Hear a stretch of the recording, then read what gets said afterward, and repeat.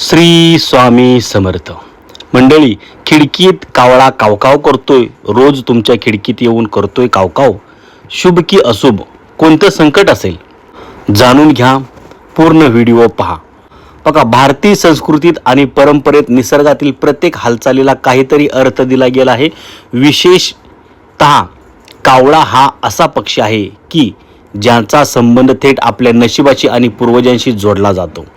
ज्योतिषशास्त्रात कावळ्याला विशेष स्थान असून त्यासाठी स्वतंत्र काकशास्त्र देखील अस्तित्वात आहे. आज आपण जाणून घेऊया की तुमच्या बाल्कनीत किंवा छतावर येणारा कावळा तुम्हाला नेमके काय सांगण्याचा प्रयत्न करतोय. कावळा यमराजाचा दूत आणि भविष्याचा आरसा.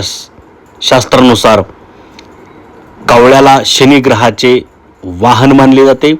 काकशास्त्र सांगते की कावळ्यामध्ये भविष्यात घडणाऱ्या घटनांचा पूर्वभास करण्याची विलक्षण शक्ती असते. त्यांना यमराजाचे दूतही मानले जाते. म्हणूनच त्यांच्या हालचालींमधून मिळणारे संकेत शुभ किंवा अशुभ असू शकतात.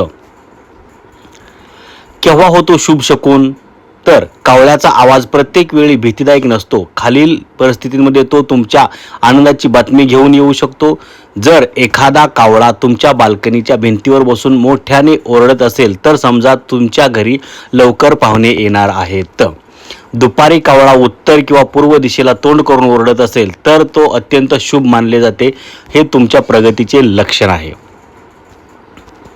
जर तुम्ही एखाद्या महत्त्वाच्या कामासाठी घराबाहेर पडत असाल आणि त्याच वेळी खिडकीत कावळा ओरडला तर समजून जा की तुमचा तो प्रवास सुखकर आणि यशस्वी होणार आहे.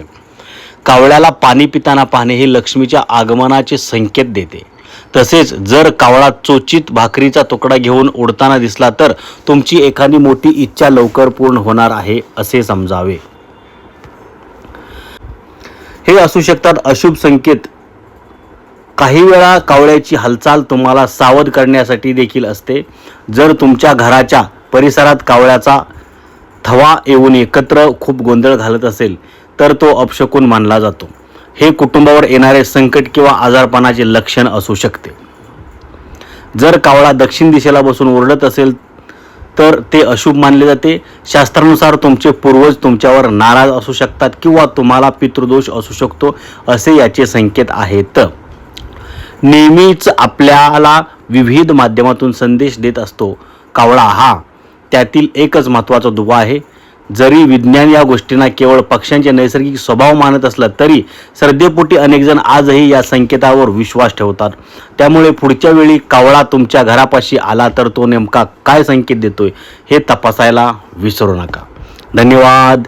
श्री स्वामी समर्थ.